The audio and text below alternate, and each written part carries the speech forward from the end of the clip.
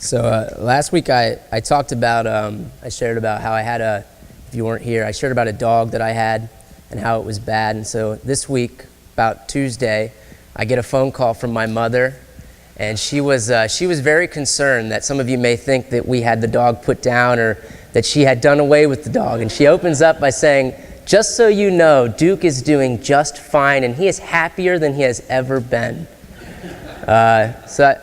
A little lesson on the things that I say and that get put on the internet. So I shared though about how sin is like last week is like a dog, a wild dog, and if you leave it in your house, it'll ruin everything and it'll destroy things. And we were looking at a church in Corinth in the letter of 1 Corinthians, and we talked about how the Corinthians have a problem.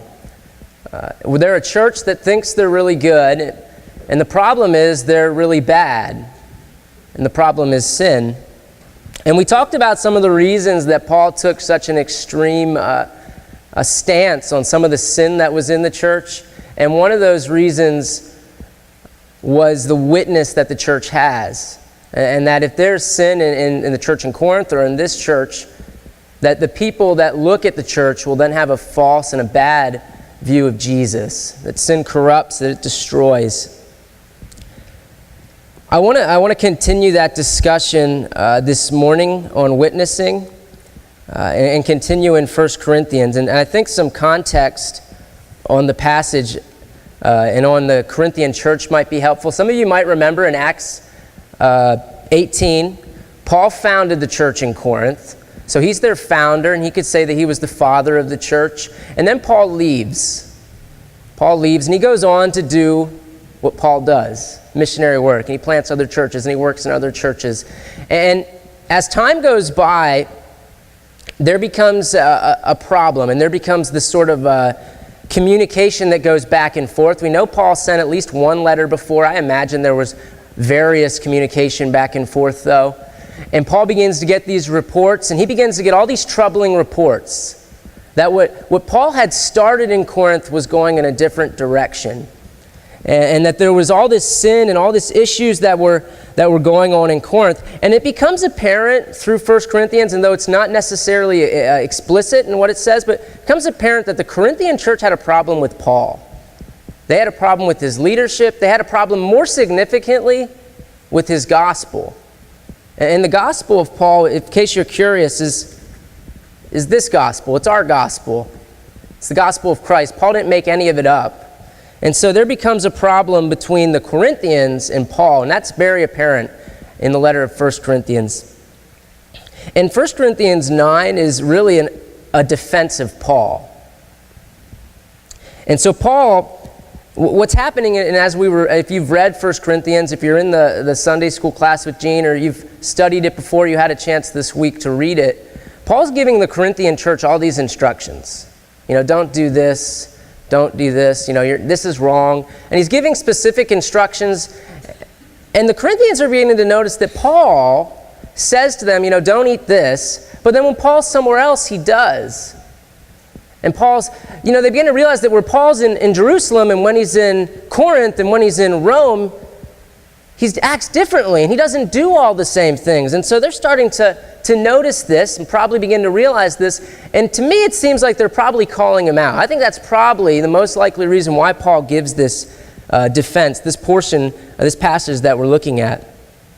And so in 1 Corinthians 1 Corinthians 9, 19 through 23, Paul's giving a defense of himself. And I find it kind of funny to me that, because I know I wouldn't respond this way, it's ironic that Paul has to defend himself. Here's the Corinthians, this rotten church. We read about them last week. Here's the Corinthians, these sinners, and they're calling Paul out. They're calling him out. And it just doesn't make any sense. If I'm Paul, I probably am like, I don't have to respond to you guys. Who do you think you are? Shame on you. But that's not what Paul does. That's not what Paul does at all. Verse 19 says, though I am free, by the way, I think I'm reading out of the ESV, but I think they're very similar. Verse 19 says, though I am free, I have made myself a servant to all. Paul's this great man of faith, and he's this rock of God. He's this great missionary. But he says, I've made myself a servant to all people. And I am willing to put myself below all people. And you know, Paul could really say that. Paul could really say that. And I think it's, you know, servanthood's not something that we think of positively. I mean, nobody wants to really be a maid or a butler. You know, the guy pushing the carts, I did that when I was in high school at the grocery store. Nobody wants to do that. Nobody really wants to do that. We don't like, servants aren't good. Nobody, I mean, that's not something we like. If you've ever had to be in the service industry or if you work in it, it's tough. That's why nobody wants to do it. It's tough. You got to humble yourself sometimes. And it's difficult. But Paul was willing to be a servant. He was willing to be a servant to all. And Paul could honestly say that. I couldn't say that this morning, and I hate to say it, but I don't think most of us could say it this morning. Paul, though, could honestly say that. I have made myself a servant to all. And that was the man of Paul. And this is a guy, if you've read 1 Corinthians, in 1 Corinthians 8 he says, if food makes my brother stumble, I will never eat meat, lest I make my brother stumble. Who does that? I mean, so whenever I hear this passage, the application is always about alcohol. All right? If you have a problem with alcohol, well, I'll give up my booze for you. Well, that's not servanthood. All right? It's really easy to give up booze. That's not a hard thing to give up. But Paul's the kind of man that says, you know, if it makes you stumble, I'll give it up. I mean, imagine if at Sunday school this morning someone came in and they said, that coffee, Jose, that makes my conscience weak. That makes me stumble. And I really can't, you're going to need to get rid of that. I mean, how would, I know what I would do.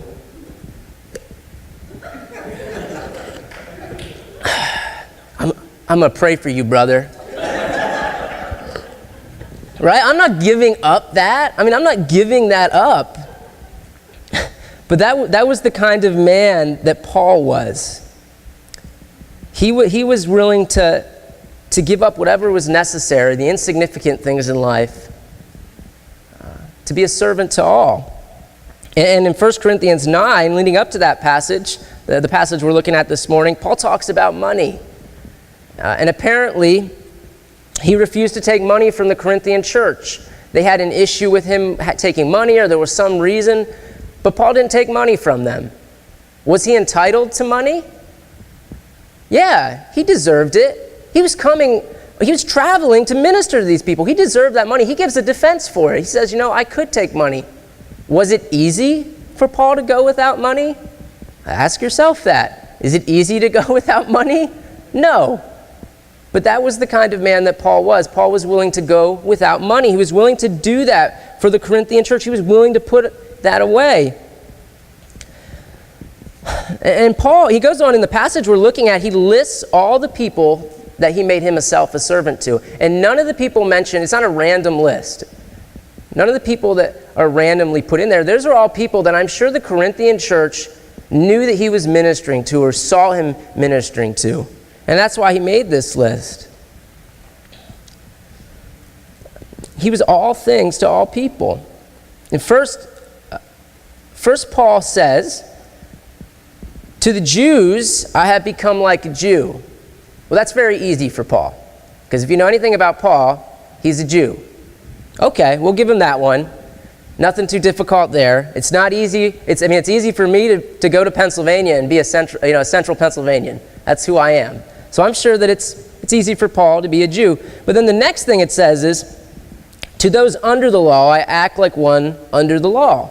And is he talking about the same people? I think so, but I think he's distinguishing the nationality and the religiousness of Jewishness there. All right? Paul's going to be a Jew either way. He really is. That's his people. That's who he relates to. But Paul doesn't have to follow the law. Paul's free in Christ. And the law is hard, and it's tough, and it's rigorous. But Paul willingly submits himself. He willingly does it. He makes himself a servant of, not because he has to. And the crazy thing is, so let's give, Paul's a Jew. He's been under the law before, so he can relate to that. Paul expected those that traveled with him to do the same thing. He expected them, and he even tells Timothy, his poor man Timothy, he's not a Jew, all right? And so in Acts 16, they're going to go minister to the Jews, and what does Paul have Timothy? He makes Timothy get circumcised to go minister to the Jews. I mean, what? He's a grown man. And if it's me, if I'm Timothy, that's where the mission trip ends. I will send them leaflets or booklets or something. I'm not going. But that's the kind of man that Paul was. That's the kind of person that Timothy was. That was the ministry that they had. It was a ministry of servanthood, of being all things to all people. And that's tough. That's really tough. Just ask Timothy.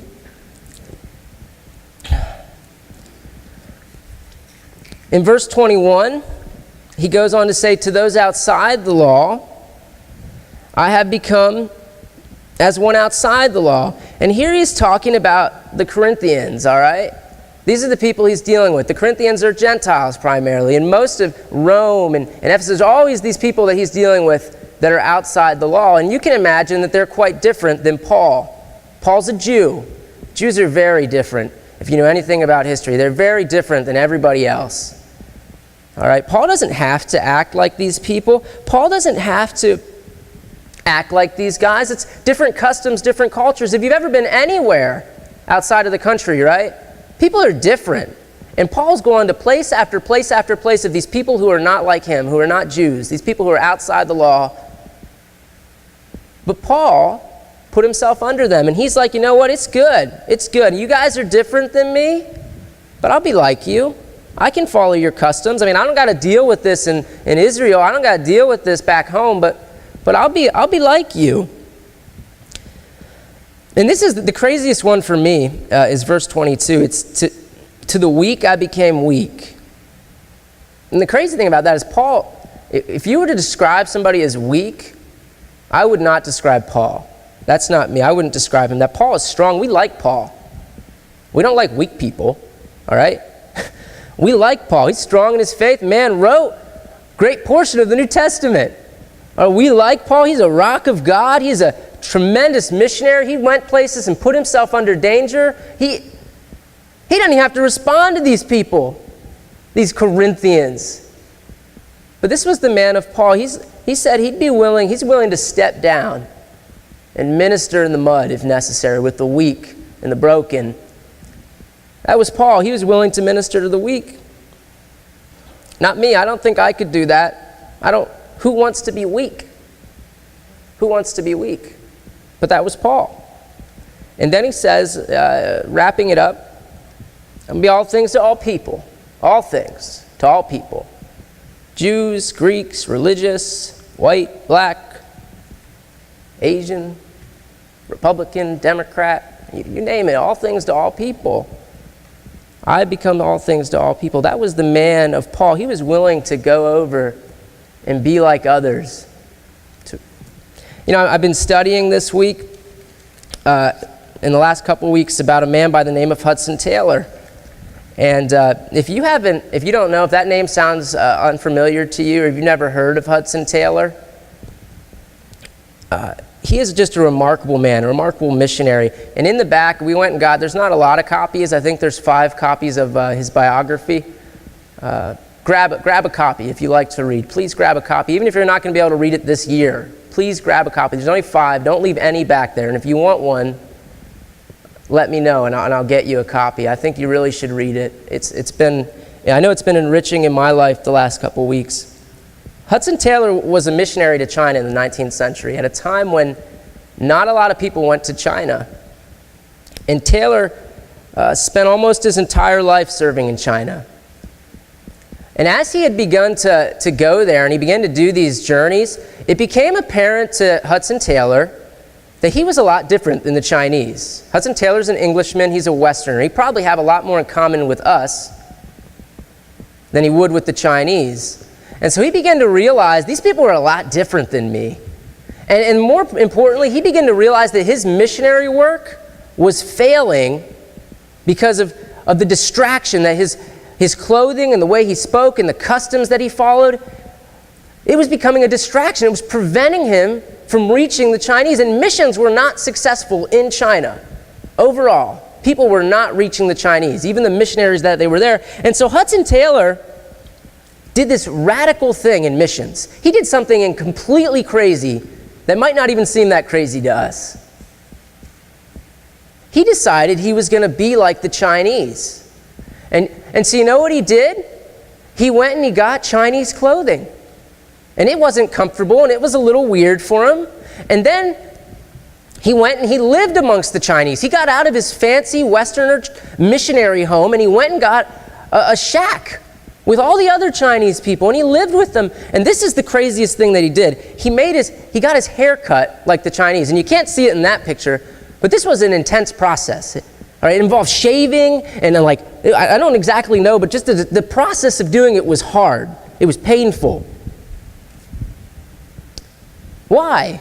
Was it easy for Hudson Taylor to do these things? No, it wasn't easy. All right, when he went to, so he had to dye his hair, and when he went to dye his hair, he almost blinded himself. The man almost blinded himself, and you know what he did once he recovered? He went back and he dyed his hair. He wasn't going to stop. And then, the missionaries in China mocked him. And they made fun of him. He lost support back home. And they said, "What are you doing? Why are you going to these people and acting like them? Why are you? We are there to give them the gospel of England." And he was made fun of and he was mocked. But you know what? Hudson Taylor succeeded. It worked. The plan worked. And if you know the story, he goes on and he founds the China Inland Mission. And by the time Hudson Taylor died, and he died in China, 750 missionaries were working underneath of him in his China Inland Mission. 30,000 Christians were alive and could point to the China Inland Mission and his ministry. They could point to him and say, it's because of him. Half of every Christian in China. How crazy could that be? Because he was willing to make himself like the Chinese, to reach the Chinese. And Paul and Timothy and guys like Hudson Taylor, guys like Bobby in Japan and our missionaries, why do they do this stuff? Why would anyone do these things? This is crazy. Why would Hudson Taylor take such steps to reach these people? Why would he do that? Well, it says so right here. I became as a Jew in order to win Jews. Became as one under the law, that I might win those under the law. I became like those outside the law, so that I might win some of those outside the law. And I became weak, that I might win the weak. I have become all things to all people, that by all means I might save some. I do it all for the sake of the gospel, that I might share with them in its blessing.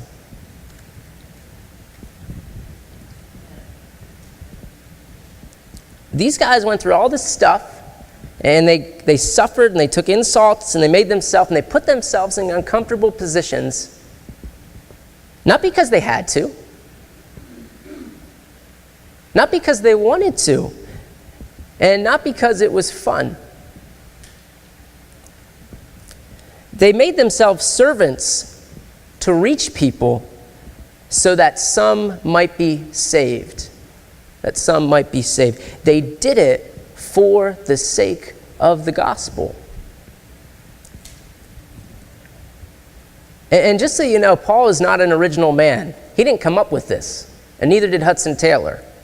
They are following the original servant, and that's Jesus. And Jesus, Paul's a great servant, but Jesus is really the greatest servant of all time. And if you read Philippians 2, 3 through 8, Do nothing from selfish ambition or conceit, but in humility count others more significant than yourself. Let each of you look not only to his own interests, but also the interests of others. Have this in mind among yourself, which is yours in Christ Jesus, who though he was in the form of God, did not count equality with God a thing to be grasped, but emptied himself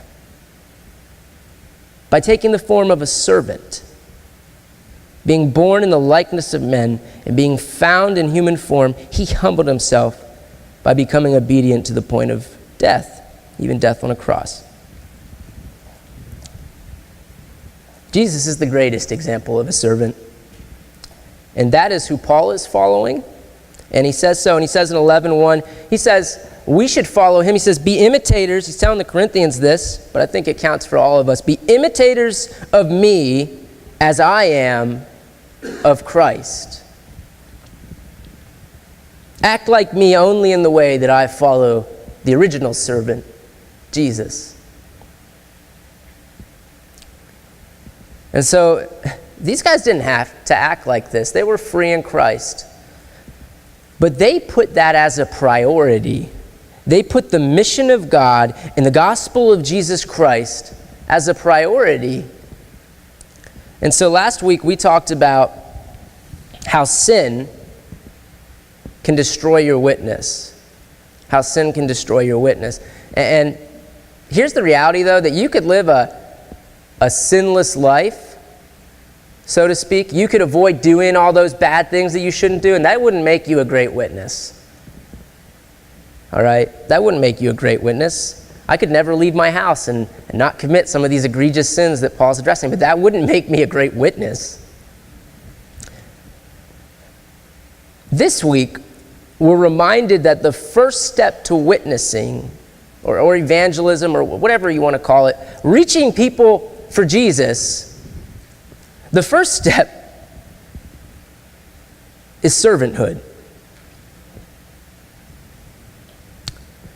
We need to imitate Paul as he imitates Jesus. We need to be all things to all people. Why? Not to fill the church. Not to get more kids at VBS, not to get more kids in the school, so that some might be saved. That's why. And the priority has got to be mission. The priority has got to be mission. It has got to be reaching lost people. And that's not easy. That's really hard. And over the last week, as I've been reading this passage and reflecting on it, and reflecting on the life of Paul, I know that I have been deeply challenged at the servant that I've not been. And the truth is, I'm not a great servant. I'm kind of a shammer. I try and sham out of servanthood opportunities. And so maybe some of you have been looking for me to do work, and I've been playing the Xbox, hiding in the church office or something. I don't know. But I'm not a great servant. I'm not a great servant. And I am certainly no Apostle Paul. And though I might try and imitate him, I am definitely no Jesus. And the reality is we live these busy, complex lives, and we have all this stuff that's going on. All this stuff, right? We have sports and school and kids and activities and all this stuff. And it's become so easy for us to lose track of what is important. And it becomes so easy for us to be derailed from the mission of God. And we can so easily become self-absorbed in our tiny little worlds and all the things that we've got going on that we can miss out on the mission of God. And if I'm honest with you, I don't do it very well. I'm not a great servant, and I have my priorities all messed up, and I imagine some of us are the same way. But you know what? The church doesn't even do that well sometimes. We sometimes lose track of our priorities. A few months ago, we were at this, we do like these Grace Brethren leadership ministerium type things. And as I'm there, one of the guys had shared about a previous church that he was at as a youth pastor, and he was running a basketball outreach program. All right, maybe you've seen some of these. It was like a league or something, and they played basketball, and it was outreach. Kids from the community were playing basketball. And at the end of it, they had this closing ceremony. where they planned on preaching the gospel and really giving a final send out to these kids. And so they were going to have family in and all kinds of people. And he said, I went to my pastor, my senior pastor, and I said, can we use the sanctuary for that event? What do you think the senior pastor said? No, absolutely not. We are having prayer meeting. We are having prayer meeting Friday night, and we have had that for God knows how long. All right? And so what? He says, but you can use the fellowship hall in the basement. And so Friday night comes along, and the pastor and 6 or 7 people, they gather up in the jumbo-sized sanctuary to have their special time of prayer. And down in the fellowship hall, they're just packing people in. They're packing people in. And people are being he said that they couldn't have everybody they wanted to there because they had such a limited space. And it's hot and it's sweaty, and you can imagine being in a basement crowded with people, right? It's uncomfortable. And that night, he shared that they had dozens of kids who heard the gospel for the first time and accepted Jesus and came forward and committed their life to Christ. I thought it was ironic, right, that the people upstairs, they thought God was there. They thought God was there, and he was in the basement. He was in the basement wearing a basketball jersey and sweating. That's where God was. That's where God was. We can so easily lose our priorities, even in the church. And we can get so stuck in our groove that we miss how God is moving in the lives of people. And I'm sure, I know, of course, our church never has this problem, right? We've never had this as an issue. It's just tough. It really is tough to be a servant. It really is tough to put that as a priority and to be that, to be all things to all people. And one of the reasons it's so tough, I think, is that it's not some commitment that you can make. All right, I can't hold an altar call and have all you guys come up here and I'm going to be a servant for life. Because the truth is, tomorrow, you're going to be the same person. All right? You're going to be the same person tomorrow. And the reality is that servanthood is a daily decision to pick up your cross and follow Jesus. It's a daily thing that you choose to do. It's even more than that. Servanthood is 1,000 little decisions that you make every day, that you'll make today. It's that decision to take the trash out when you're asked and not complain about it. Or when you're mowing and you look across the street and your elderly neighbor, who complains about you all the time anyways, can't mow his grass, it's up to here, and you mow it. Or your next door neighbor who's 25 and doesn't mow his grass because he's lazy, and you go over there and mow that. It's when you get lunch for everybody at the office. All right? And you got that person who's a jerk to you, and you offer to buy him lunch too. It's 1,000 little decisions. It's inviting, let's be real, folks. We live in Prince George County. There are so many different types of people here from all across the world. Paul doesn't even begin to know of all the different people that you could be like to reach. It doesn't even begin to know how many people right here in our neighborhood. And you can invite that neighbor who's weird, dresses in funky clothes and eats weird food and doesn't speak anything that you do. All right, you can invite him over for a barbecue. You can invite him over. You can go over to his house. You can do that. You can do that. This week, and we don't often get a chance to do this, but you have an opportunity to act on this week, this Saturday. We're going to go knocking on doors and just asking with the first thing that we're going to open with, can we serve you? And so people in our community, the first time that they're ever going to know there's a church here, and it might be your smiling face that they're going to see. There's opportunities, that's 1,000 little decisions. That's what servanthood is. That's what servanthood is. It's 1,000 little decisions where we decide to put Christ above us and others above us. I want to wrap this up. I want to bring it to a close here. As hard as servanthood is, it's hard, it's really tough. And as big as your plans are and the things that you've got going on, God's plan is so much greater. It's so much bigger than what you have in mind. And if you're willing to be used by him, if you're willing to be second, if you're willing to be a servant, to be all things to all people, God will use you in ways that you cannot even imagine. He will really use you in ways that you can't imagine. He's going to use you like he used a Hudson Taylor, or he used an Apostle Paul. He's going to blow your mind. I'm just telling you that this morning. I really believe that. God is going to use you in ways that you can't imagine, so much bigger than what you've got going on. But it starts with servanthood. That's where it starts. I'm going to pray.